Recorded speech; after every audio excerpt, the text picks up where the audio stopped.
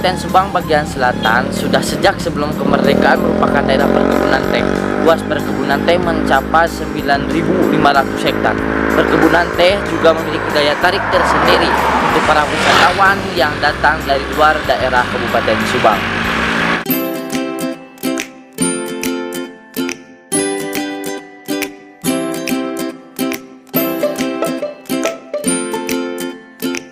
Maka pada tahun 2007 PTPN 8 mengalihfungsikan sekitar 120 hektar lahan tanaman teh menjadi tanaman kelapa sawit. Menurut Lestari 2009 mendefinisikan alih fungsi lahan atau lazimnya disebut sebagai konferensi lahan. Ada perkebunan fungsi sebagai atau seluruh kawasan lahan dari fungsi semula seperti yang direncanakan menjadi fungsi lain yang menjadi dampak negatif masalah terhadap lingkungan dan potensi lahan itu sendiri. Konferensi sebagai lahan perkebunan di PTPN 8 di Kabupaten Subang ini termasuk tipe konferensi gradual berpola sporadik karena dipengaruhi oleh dua faktor utama, yaitu lahan teh yang sudah tua dan kurang produktif dan produksi teh kurang menguntungkan ke ekonomi negara.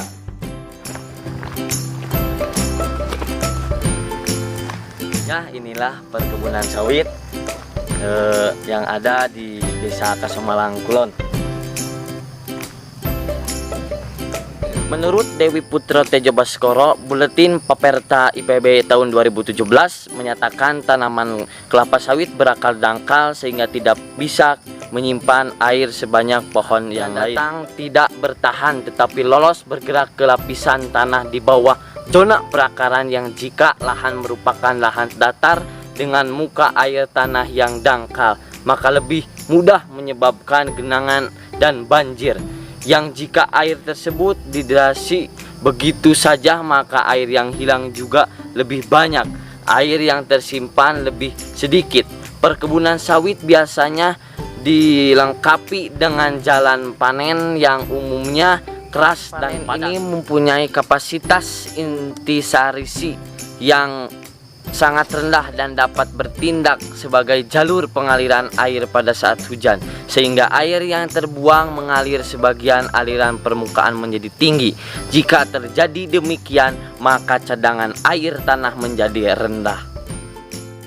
Air merupakan sumber daya yang vital bagi kehidupan. Pada dasarnya air digunakan untuk kegiatan sehari-hari seperti minum, mandi, memasak, mencuci, irigasi, pariwisata, dan kebutuhan lainnya.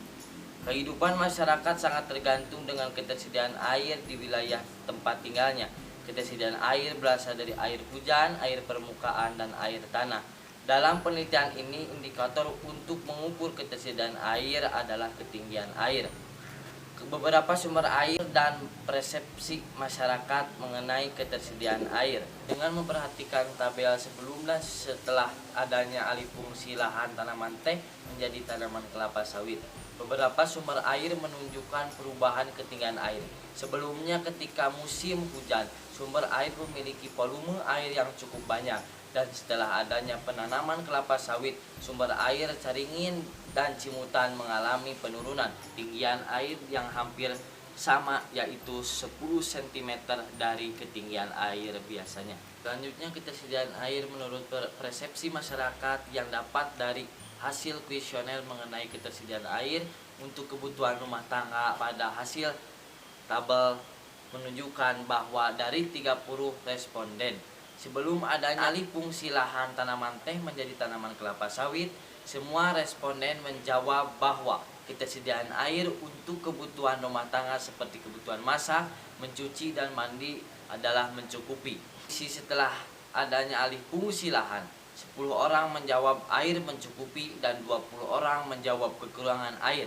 Ketersediaan air pada kondisi sebelum adanya alih fungsi lahan menunjukkan rata-rata sebesar 75%, sedangkan untuk kondisi sebelumnya menunjukkan rata-rata sebesar 59%, dan terdapat perbedaan sebesar 16%. Artinya alih fungsi lahan menimbulkan dampak yang sangat rendah terhadap ketersediaan air untuk kebutuhan rumah tangga.